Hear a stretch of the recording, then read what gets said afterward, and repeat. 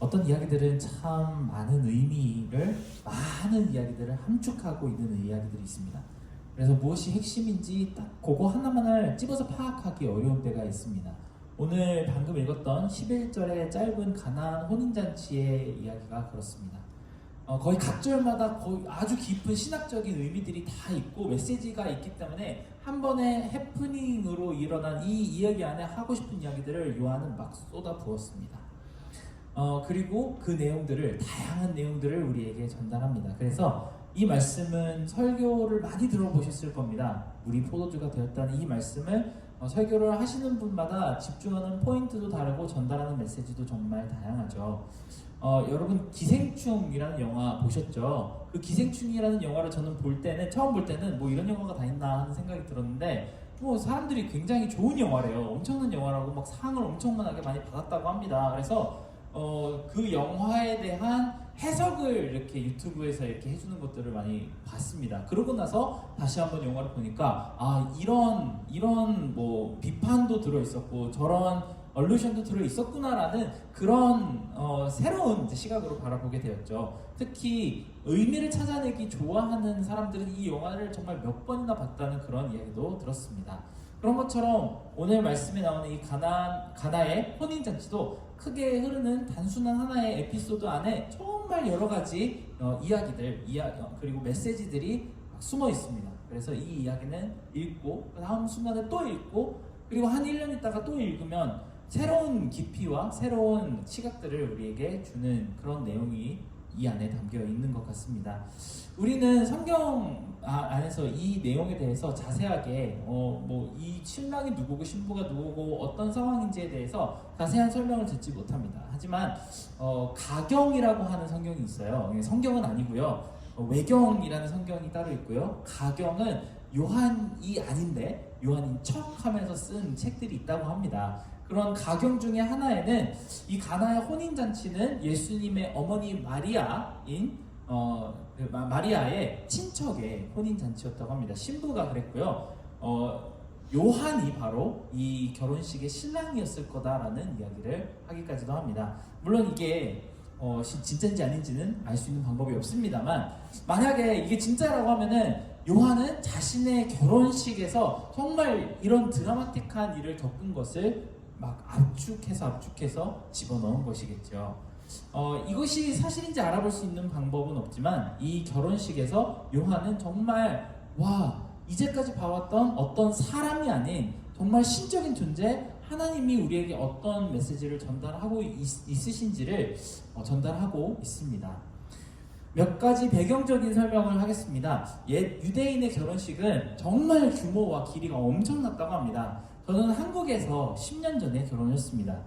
저도 이제 아내를 보면서 우리가 10년 동안 같이 살았다. 참 시간이 빨리 가기도 했고 하여튼 10년이 지났습니다. 근데 저는 결혼식에 이렇게 기억이 그렇게 많이 남지는 않았어요. 왜냐면 한국에서 결혼식을 하면은 결혼식장에 2시간 윈도우밖에 두지 않습니다. 거기 막 가가지고 전쟁처럼 모든 걸 다 깔아놓고 그 결혼식을 30분 만에 다 치르고 나와서 패백 15분 만에 어르신들 인사하고 식사하는 하객들에게 인사를 하고 모든 걸 다 치우면은 2시간이 지나갑니다. 진짜 전쟁같이 빠른 속도로 후다닥 하고 지나가면은 약간 저 하고 나서는 내 결혼식인데 아무 이렇게 기억이 안 남는 목사님 얼굴만 보다가 내려온 것 같은 그런 생각이 났습니다. 한국의 결혼식은 이렇게 2시간 안에 대부분 이제 끝나는데 제가 이제 미국에 와서 미국의 결혼식들을 이제 보면 하루 종일 하더라고요. 아침에 이제 결혼식하고 세레머니 하고 뭐 부케도 던지고 나중에는 리셉션이 있죠. 웨딩 리셉션에서 막 춤도 추고 막 온갖 파티를 하는 것을 보면서 나도 이런 결혼식을 했었으면 참 좋았겠다 하고 결혼식 한 번 더 하려고 했더니 싫다더라고요. 유대인들의 결혼식은 짧으면 3박 4일입니다. 그리고 길면 일주일이죠. 그동안에 먹고 마시고 놀고 온갖 친구들과 친척들과 아는 사람들 다 불러서 정말 즐겁게 놉니다. 유대인들의 명절들은 거의 대부분이 그냥 우울한 분위기에서 양고기 뜯어먹고 쓴 나물 씹어먹는 그런 분위기라 유대인들에게 잔치라고 하면은 이 결혼식밖에 없습니다. 그냥 결혼식이 한 번이 있다고 하면은 온 동네가 정말 즐거운 분위기에서 그 시간을 보내는 것이죠. 그리고 이 상황을 생각해 보면은 그 동안에 잔치니까 먹을 것이 충분히 있어야 됩니다. 그리고 마실 것도 충분히 있어야 되겠죠. 그건 당연한 일입니다. 요즘 같으면은 먹다가 뭐 좀 먹을 게 떨어졌다 그러면은 바로 이렇게 전화를 들어서 주문을 하면은 한 몇 분 안에 오잖아요. 만약에 그런 게 없더라도 금세 여기 샵에 가가지고 뭐 좀 사오면 되는 그런 분위기인데, 예전에 그 옛날 이 유대인들의 풍습상에서는 모든 것들을 다 준비해놓지 않았을 때 음식이 떨어진다고 하면은 그 자리에서 잔치가 끝이 납니다. 굉장히 좋지 못한 잔치의 결말이라고 할 수 있겠죠.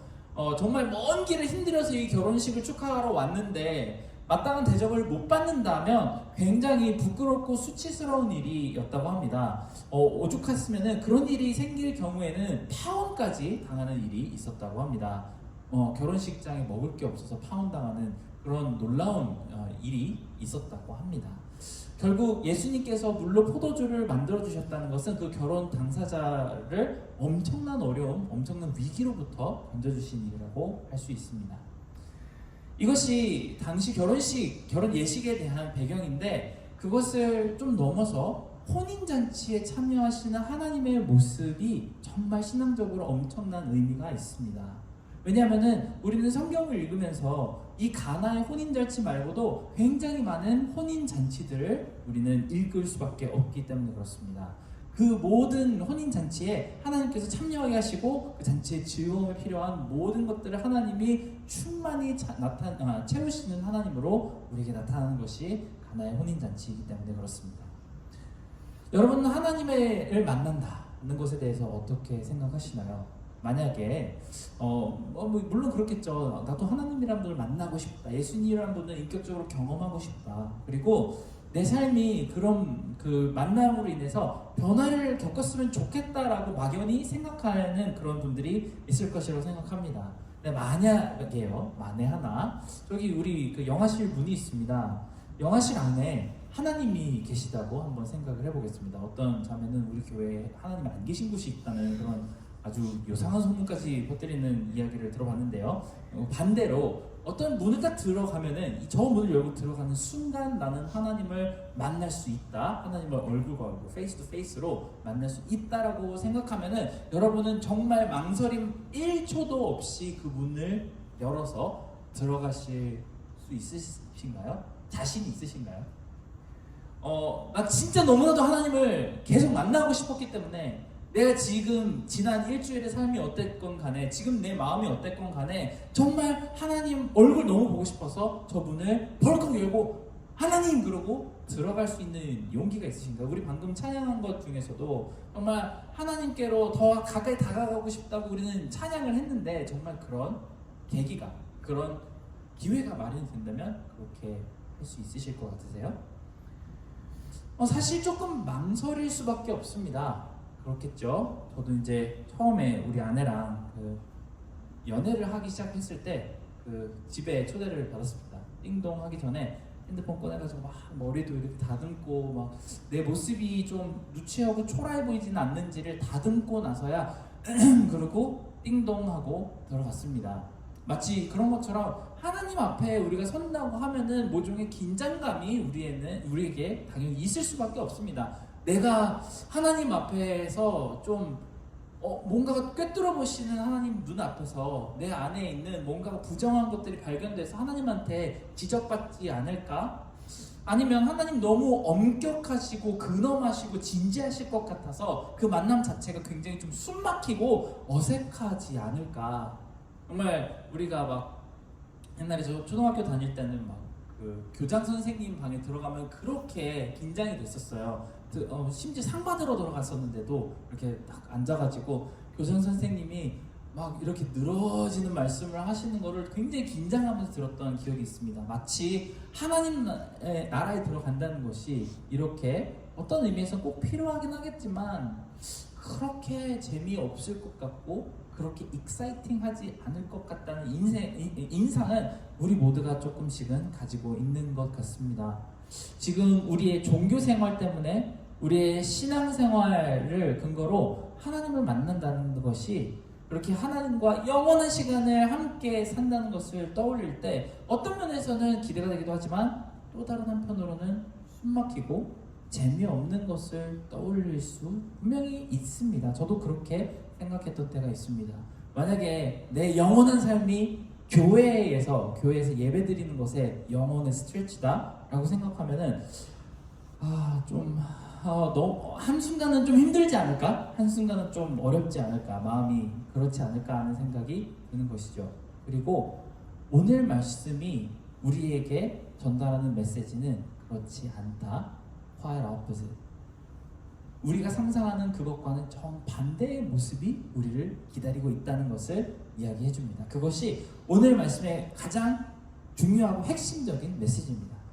하나님과 우리가 보내는 시간은 가장 우리가 보냈던 모든 잔치 중에서 가장 즐거웠던 파리 중에서도 더 즐거운 파리와 같은 그런 시간을 보내기를 원하시는 하나님이 여러분을 초청하고 있다는 것을 알려줍니다. 그냥 그분은 조용히 앉아가지고 자 앉아서 들어봐 하면서 성경 말씀을 이렇게 읽어줄 것 같은 그런 분이라고 우리는 생각을 하겠지만 우리는 하나님을 만나서 하나님 나라에서 그 잔치에 참여하는 순간 지금까지 살면서 가져왔던 가장 즐거웠던 시간보다도 더 즐겁고 재밌는 시간을 위해서 우리를 준비하고 계시고 초대하셨다는 사실을 아시기 바랍니다. 이 말씀에 나오는 혼인잔치는 굉장히 즐거웠고 분위기가 너무 좋은 혼인잔치였음이 분명합니다. 오직 얼마나 즐거웠으면은 밤이 얼마 깊지도 않은 것 같은데 포도주가 다 떨어졌습니다. 분명 결혼식을 책임진 이 잔치 책임자는 몇 명이 올 거라는 사실을 알고 있었을 것이고 대충 어느 정도 속도로 포도주가 소모될 것이라는 사실을 다 계산을 해서 충분히 준비를 해놓았을 것입니다. 그런데 어떤 이유에서인지는 잘 모르겠지만 생각보다 손님이 훨씬 더 많이 왔던지 아니면 잔치 분위기가 너무 좋아서 포도주를 사람들이 과음을 모두가 전부가 다 해버렸던지 결혼식에서 포도주가 떨어지는 초유의 사태가 발생하고 말았습니다. 그리고 예수님의 어머니께서 예수님을 불러서 무엇이라도 할 수 있는 것을 해달라고 부탁하십니다. 이때 예수님은 헬라어에서 보면은 어머니라고 하지 않고 여자여라고 부릅니다. 여자여, 아직 내 때가 되지 않았습니다 라고 대답합니다. 이 원어 여자여라는 말은 좀 버릇없게 에이 woman 이렇게 부르는 게 아니고 왜 우리가 남부 가보면은 저는 이제 남부에서 오래 살았었는데 아버지나 어머니한테 yes sir, yes ma'am 이라고 얘기를 할 때가 있어요. 이렇게 어머니한테 yes ma'am 이라고 하는 것처럼 여자여라고 하는 이 단어가 madam 정도로 해석할 수 있는 표현이라고 합니다. 그래서 싸가지 없게 예수님께서 어머니 싫어요 이렇게 얘기를 한 게 아니고 ma'am 아직 제 때가 되지 않아서 곤란합니다 라는 식으로 얘기를 했다고 생각하시면 됩니다. 근데 예수님의 어머니가 오히려 그러죠. 대답을 듣고 응답도 하지 않고 그냥 하라는 대로 해라고 종한테 시키고 갑니다.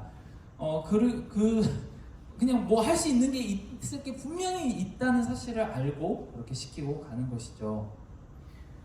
그래서 오늘 이 기적이 나타나게 되었습니다. 그런데 신기한 사실이 하나 있습니다. 요한은 이 사건을 기적이라고 부르지 않고 표적이라고 부릅니다. 기적과 표적은 굉장히 다른 의미를 가지고 있습니다. 기적이라고 하면은 자연적으로는 원래 일어나지 않는 일이 일어난 것을 기적이라고 합니다. 해가 동쪽에서 날마다 뜨지만 갑자기 서쪽에서 뜬다면은 그것은 기적입니다. 근데 기적과 표적은 도대체 무엇이 다른 것일까요? 헬라어로는 세메이온이라고 하는 이 표적이라는 단어는 영어로 사인이라고 합니다. 저는 이제 뉴욕에 온 지 1년 반이 다 되어 갑니다. 아직도 뉴욕의 길이 어색합니다. 한 군데라도 이렇게 도로를 블럭을 하면은 공사를 한다 블럭을 하면은 돌아가는 길을 도저히 찾기가 힘들다고 느껴집니다. 특히 운전을 이렇게 하다가 내비게이션 켜놓고 운전을 하다가 보면은 간혹 가다가 이럴 때가 있어요. 화면 하나가 꽉 찰 정도로 갈래길이 막 엄청나게 한 10갈래쯤 보일 정도로 갈래길이 많이 등장을 합니다. 그러면은 운전자로서는 굉장히 당황을 하게 되죠. 이 많은 갈래길 중에서 도대체 어디로 나가라는 건지 굉장히 황당할 때가 있습니다. 그럴 때 내비게이션 위쪽에 보면은 그랜드 센트럴 에브니로 가라던가 노던 블루바드로 가라던가 이렇게 쓰여 있는 사인판을 따라가라는 표시가 있습니다. 그러면은 또 운전을 하다가 이 길 위에 있는 표지판을 보고 저 레인에 서서 계속 가면은 내 목적지로 갈 수 있겠구나라는 것을 도와주는 역할을 하는 것이 바로 사인판입니다. 그 사인판이 없으면 내비게이션이 있어도 운전을 하기가 굉장히 어렵고 심지어는 내가 가고 싶은 곳으로 도달하지 못하는 경우도 있겠죠. 사인이라고 하는 것은 이렇습니다. 내 마음이 어떠한 목적지로 가는 것을 도와주는 어떠한 눈에 보이는 표식이 바로 사인입니다. 그리고 요한은 물이 포도주로 바뀌었다는 이 사실은 기적이 아니고 표적이라고 합니다. 하나님이 여러분의 마음이 어떤 목적지로 도달하기까지 이 방향이라고 가르쳐주는 하나의 사인이 되는 행위였다고 하는 것이죠. 그 내용이 무엇일까요? 이렇게 예수님은 6개의 커다란 물통을 채우게 하십니다. 그 물통의 용량은 어떤 성경에는 12통이 들어간다고 하고, 오늘 우리가 읽은 성경에는 2에서 3 메트레테스가 들어가는 통이라고 합니다. 메트레테스 단위 아시는 분? 모르시죠? 처음 들어보는 단어입니다. 저도 그런 단어인데 부지런하고 아주 호기심 많으신 성경학자들은 이것을 정확하게 계산을 해보았습니다. 몇 갤런 정도가 될 것 같으세요? 계산을 해봤더니 무려 포도주를 450리터를 바꾸셨다고 합니다. 거의 한 150갤런 정도의 포도주를 바꾸신 것입니다. 감이 안 오시죠? 보통 우리가 그 크로스비 청년부에서 피자를 막 사 먹을 때 페트병 2리터짜리 소다 페트병 한 3개 정도면은 충분히 먹고도 남죠. 한 6리터 정도면은 한 이 정도의 사람이 먹는데 450리터면 어마어마한 양, 거의 1000명이 넘는 사람들이 먹고도 남을 만한 양의 포도주를 만드신 것입니다. 그리고 이 포도주는 그냥 싸구려 우리가 편의점 같은 데서 10달러나 20달러에 살 수 있는 그런 포도주가 아니고 딱 맛만 보아도 정말 곧바로 고급 포도주라는 것을 느낄 수밖에 없었던 귀한 포도주였던 게 분명합니다. 연회장은 이것을 먹자마자 더 좋은 포도주를 나중에 내왔다고 바로 반응을 할 정도였으니까 굉장히 귀한 포도주였음이 분명합니다. 아마 연회장이 신랑을 이렇게 불러놓고 사람들 앞에서 그대는 왜 이렇게 크게 얘기를 안 하고 소근소근 얘기를 했을 거예요. 그렇죠? 왜 다른 사람들은 더 좋은 포도주를 먼저 내오는데 당신은 왜 이렇게 좋은 포도주를 아껴놨다가 나중에 주십니까? 이렇게 소근소근 개인적으로 얘기를 했을 텐데 사도 요한이 이것을 알고 있었다는 것을 보니까 신랑이었을 가능성이 있다고 생각합니다. 우리는 이것을 글로 읽으니까 한마디 한마디 단어를 보면서 이게 무슨 뜻일까? 이걸 왜 말씀하셨을까? 왜 이런 표식을 주셨을까? 하고 머리를 굴리면서 해석을 합니다. 하지만 이 자리에 있었던 사람들, 특히 요한 사도는 예수님이 하신 말씀 한 단어의 의미보다는 그 결혼식 때 있었던 분위기를 기억을 할 것입니다. 저도 제가 인생 중에 있었던 모든 순간 중에 가장 좋았던 순간을 언젠지 한번 떠올려 봤었어요. 그랬더니 신혼여행 갔었을 때가 떠올랐습니다. 제가 신혼여행을 스페인으로 갔었거든요. 마드리드랑 바르셀로나랑 어떤 한 도시였는데 그라나다라는 지방으로 갔었어요. 너무 재밌는 시간을 보냈고 처음 이제 결혼을 해서 아내랑 이제 더 이상 여자친구가 아닌 아내가 된 사람이랑 그 시간을 보냈습니다. 저는 근데 사실 제가 제일 좋아하는 거는 어디 누워가지고 이렇게 끼룩끼룩 이렇게 바다 쫙 하면은 누군가가 이렇게 칵테일이나 주스 같은 걸 갖다 주면은 정말 손 하나 깜짝 안 하고 이렇게 이빨에 딱 물려주는 그런 거를 좋아하거든요. 그래서 저희 아들이 나중에 크면은 아빠 수영장에서 튜브 타고 있으면은 자기가 포도를 이렇게 던져서 입에 집어 넣어주겠대요. 그게 제 스타일인데 저희 아내가 좋아하는 것은 끊임없이 걸어다니면서 보고 사진 찍고 먹어보는 것을 좋아합니다. 둘이 성향이 다르지만 저는 그렇게 질질 끌려서 12시간을 하루에 걸어다니는 신혼여행 강행군을 했던 적이 있습니다만 그게 저에게는 인생에서 가장 즐거웠던 한순간으로 남았습니다. 그때 무슨 말을 했고 어떤 대화가 나누어졌는지는 사실 기억이 잘 나지 않습니다만 굉장히 그 분위기와 그때 당시 상황이 그 느낌들이 기억이 나서 나중에 진짜 우리가 애들 다 키우고 나면 한번 또 스페인을 가자라는 이야기를 할 정도로 즐거운 기억으로 남았습니다. 요한 또한 마찬가지입니다. 예수님이 무슨 말씀을 하셨고 예수님의 어머님께서 어떤 대화를 통해서 이런 기적을 인두스하셨는지에 대해서 요한이 관심이 있는 것이 아닙니다. 이 자리가 예수님의 이 표적으로 인해서 원래도 너무나도 즐거웠던 이 잔치가 얼마나 더 즐거워졌는지, 어떻게 분위기가 훨씬 더 뜨겁고 행복한 분위기가 되었는지 그것을 기억하며 우리에게 전달하는 중입니다. 요한이 이야기하는 것은 바로 그것입니다.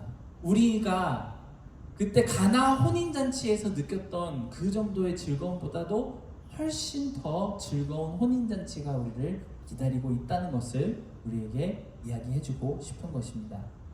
우리는 예배를 드릴 때, 하나님을 만난다고 할 때 마치 이런 건물에 모여서 딱딱한 설교를 듣거나 아니면은 찬양을 들으면서 예배를 드리는, 가끔은 너무나도 재미가 없어서 졸음이 쏟아지는 것 같은 그런 하나님과의 인카운터를 생각하겠지만, 사실 요한이 우리에게 전달해주고 싶은 것은 그런 무미건조한 밍밍한 하나님과의 인카운터가 아니고, 하나님께서 초대하시는 그 잔치에 우리가 들어가게 될 때에는 지금 여러분이 인생 가운데서 겪었던 어떤 재밌고 행복하고 즐거웠던 시간보다도 훨씬 더 즐거운 시간을 하나님이 준비하고 계시다는 것을 여러분이 마음으로 깨닫고 기대하게 했으면 좋겠다는 심정으로 이 가나의 혼인잔치를 우리에게 전하고 있는 것입니다. 정말 제발 끝나지 않았으면 좋겠는 그 파티, 그 잔치, 정말 내일 아침에 오는 것이 두렵고 싫을 정도로 계속 남고 싶어 할 만큼 행복한 그 잔치를 우리에게 알려주고 있는 것입니다. 그리고 가나의 혼인잔치마저도 맛보기에 불과하다는 사실을 요한은 알고 있습니다. 마치 새로 아이폰이나 맥북이 이번에 M3 맥북 나온다면서요. 정말 별로 관심 없으신 분도 계시겠지만 저는 맥북 하나 사고 싶은 입장에서 정말 그 동영상을 돌려보고 또 돌려보면서, 야, 이렇게 기가 막힌 프로덕트가 하나가 또 나오는구나, 이거 사면 얼마나 좋을까 하는 생각으로 보았습니다만, 여러분 그 유튜브나 애플 스토어 같은 데서 광고 1분 2분짜리 그거를 보면서 와 하는 거랑 실제로 박스를 딱 받아서 이렇게 칼로 예쁘게 뜯어서 언박싱 할 때 그 느낌이랑은 천지 차이입니다. 그렇죠? 광고를 볼 때랑 실제로 내 손에 쥐고 이 안에 있는 모든 피처들을 내가 누리게 될 것을 정말 두근두근하면서 이제 그 질감을 느끼는 것이랑 완전히 다른 것이죠. 마치 그런 것과도 같은 행복을 우리에게 전달합니다. 가나의 혼인잔치도 우리 모두가 지금 누리고 있는 이 삶 가운데서 간혹 엄청나게 팍팍하고 힘들지만 그때마다 가끔씩 한번 느끼는 그 즐거움의 모든 총합보다 훨씬 더 행복한 그 하나님의 잔치에 여러분을 초대했고, 우리의 마지막 목적지는 거기다라는 사실을 알려주고 있는 것이죠. 그 자리는 하나님에 대한 우리의 모든 오해를 풀어줄 만큼 굉장히 좋은 즐거운 자리입니다. 우리는 하나님이 우리를 사랑하신다고는 하시지만 조금이라도 우리가 잘못이 있다면 그것을 지적하시고 호통치실 것 같은 그런 공포스러운 하나님을 우리 머릿속으로 기다리고 있다면, 그런 하나님이 아니고 우리와 영원히 즐겁게 행복한 시간을 보내고 싶어 하시는 아버지 하나님을 우리에게 보여줍니다. 근본적으로 이것이 우리의 운명이라고 이야기를 합니다. 영원한 즐거움과 행복, 체력이 닳지도 않고 우리의 분위기를 끊임없이 즐겁게 해줄 가나 혼인잔치의 포도주와도 같은 예수님의 생명수가 넘치는 바로 그곳이라고 우리에게 알려주는 것이죠. 저는 저 스스로 가끔 가다가 이런 느낌을, 이런 지식을, 그리고 기대를 가지고 있지 않을 때를 사실 스스로에게서 가끔 가다가 발견합니다. 그게 언제냐면 바로 예배가 즐겁지 않을 때입니다. 저는 목사이지만 솔직한 고백으로 예배가 즐겁지 않을 때가 분명히 있습니다.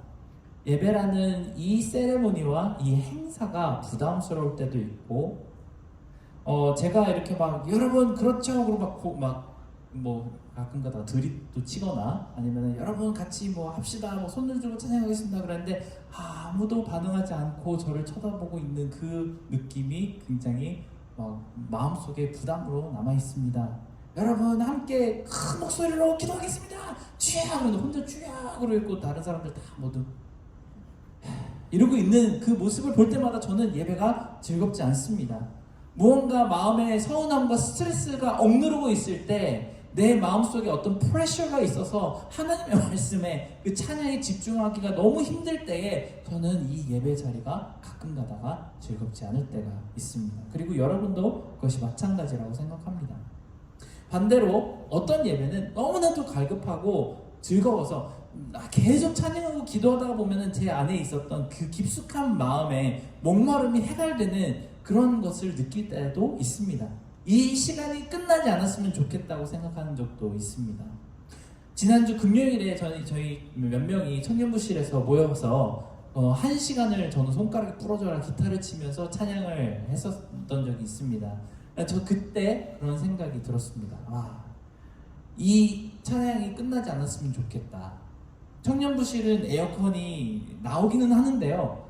이게 센트럴이라 에어컨이 여기서부터 시작을 해서 청년부까지 가면 한 3시간 걸리거든요. 땀 뻘뻘 흘리면서 1시간 동안 열심히 찬양을 하고 막 7명이 모여가지고 땀 줄줄 이렇게 흘리면서 찬양을 하는 그런 별로 이렇게 막 환상적인 컨디션은 아니었지만 저는 그 찬양 시간이 너무나도 즐거웠고 행복했습니다. 이 찬양 시간이 끝나지 않았으면 좋겠다는 생각이 들었죠. 곧 광고 드리겠지만 9월달에 아이사야 61이라고 하는 굉장히 유명한 찬양팀이 온다고 합니다. 그것도 참 감사해요. 제 생일날 그렇게 와주시면 얼마나 좋습니까? 제가 한번 아이사야 61한테 생일 축하 노래라도 불러달라고 신청을 할까 좀 고민을 하고 있는데요. 그런 찬양 예배에 가서 정말 내가 지금까지 너무나도 목말랐던 그 찬양을 지금 하고 있구나라는 그런 느낌을 받을 때에 정말 우리 마음속에 하나님께서 이런 기쁨을 통해서 우리와 함께하고 싶어 하시고 같이 즐거워하고 싶으시다는 그 마음을 여러분들이 한순간이라도 느낄 수 있었으면 좋겠습니다.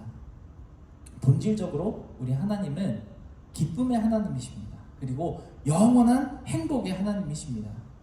우리 예약 인원이 넘게 수련회를 간다고 사인업이 됐어요. 너무 감사합니다만 우리가 한 명이라도 더 은혜 자리에 데려갔으면 하는 마음은 바로 내가 엄청 열심히 준비한 이 잔치 자리에 누군가가 한 명이라도 더 와서 이것을 더 기쁘게 즐겼으면 좋겠다라고 하는 마음으로 초대를 합니다. 마치 하나님도 그것과 같이 정말 어떤 자격이 있나 없나를 상관없이 내가 심혈을 기울여서 준비한 그 잔치자리에 한 명이라도 더 와서 이 기쁨을, 그 즐거움을 예수님께서 450리터나 준비하신 그 포도주를 여러분도 같이 마셨으면 좋겠고 같이 기뻐했으면 좋겠고 함께 웃으며 노래하며 그 자리에서 기쁜 시간을 보내고 싶으셔서 우리 모두를 그 자리로 초대하는 것입니다. 저는 목사로서 이렇게 생각하면서 제일 듣기 좀 거슬리는 말이 있습니다. 우리 잔치합니다. 뭐 엄청 음식 많이 준비했어요. 오세요. 그럴 때 제가 한 번도 지금까지 안 가다가 죄송해서 거기에 어떻게 밥을 먹으러 갑니까? 라고 얘기해 주시는 굉장히 과하게 예의 바른 청년들이 있습니다.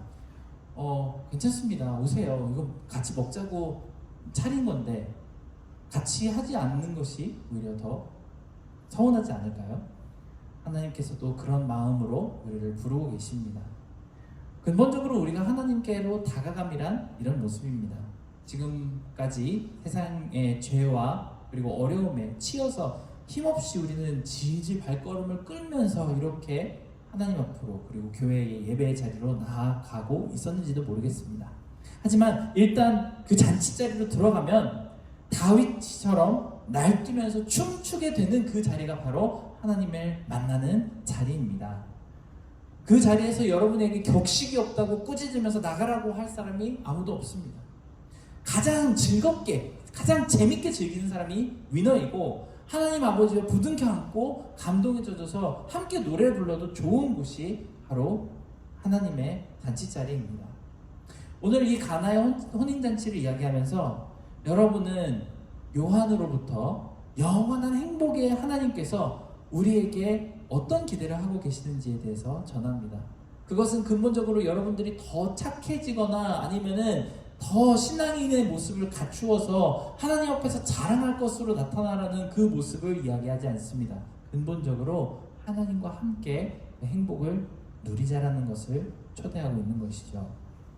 여러분, 우리가 하나님을 만나게 되면 모든 우리의 우울함과 절망감이 기쁨과 찬양으로 변할 것이라고 시편은 우리에게 전달합니다. 마치 아무 맛도 없고 아무 즐거움 없는 밍밍한 물 같은 우리의 삶이 모두를 즐겁게 노래하게 만드는 포도주가 된 오늘 말씀의 사건처럼 우리 모두의 삶도 이 밍밍한 회색빛에서 환한 잔치집의 빛깔로 변하게 하시기를 바랍니다. 우리 함께 한 찬양을 했으면 좋겠습니다. 주님은 내 호흡이라는 찬양인데요. 이 찬양을 함께 하면서 정말 하나님께서 우리를 얼마나 원하시는지, 그리고 우리에게도 하나님이 얼마나 필요한 분인지를 함께 고백했으면 좋겠습니다.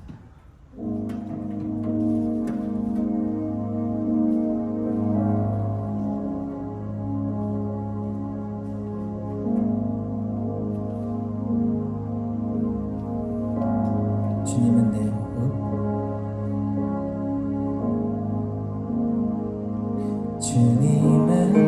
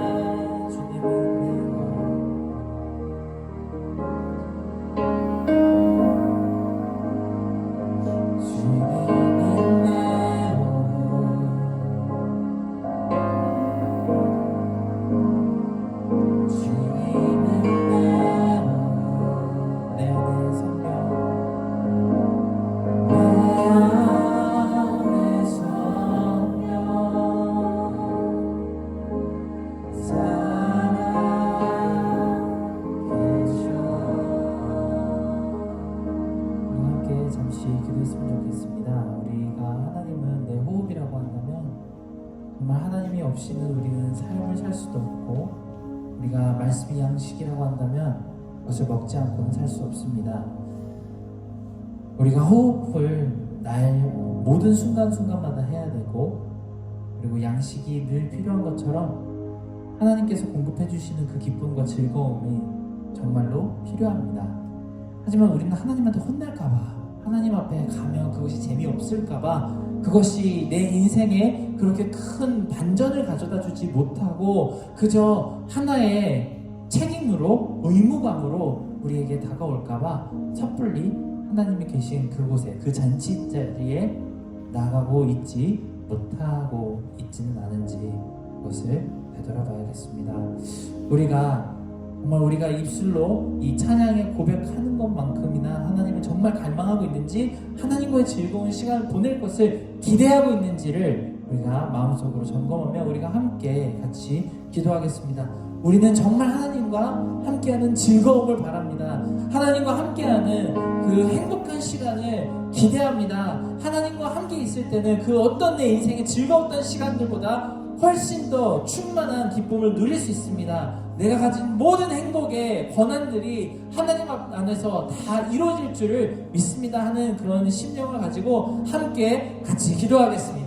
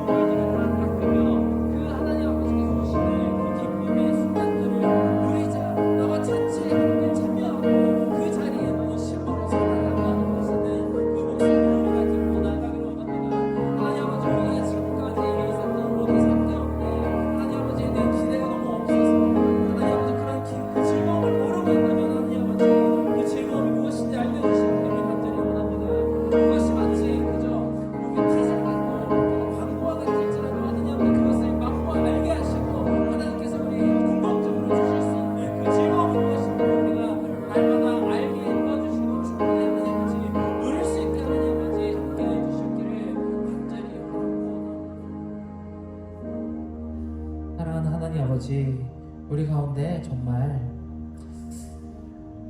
인생이 무엇으로 인해 채워질 수 있을지, 기쁨으로 꾸며질 수 있을지, 그리고 무엇을 해야 진정한 행복을 얻을 수 있을지 우리는 정말 모르는 가운데 있습니다. 하지만 오늘 말씀을 통해서 하나님은 근본적으로 우리와 함께 즐거워하기를 원하시는 아버지시고, 또 끝나지 않을 잔치에서 항상 우리와 함께 최상의 기쁨을 취하시고 싶어 하시는 하나님인 줄을 배웠습니다. 우리가 이것을 가지고 날마다 매일 하루하루를 살아가는 동안에 우리의 귓가에 찬양이 들리게 하시고 우리 마음 가운데 하나님을 향한 기대가 넘쳐날 수 있게 도와주시길 원합니다. 이제는 우리 주 예수 그리스도의 은혜와 하나님의 크신 사랑과 성령님의 감화, 감동, 교통하심이 정말 날마다 하나님께서 초대하신 우리 잔치 자리에 참여하고자 기대하는 마음을 가지고 살아가는 우리 이 자리에 모든 한 사람 한 사람의 머리 위에 이제부터 영원토록 함께 있을지어다.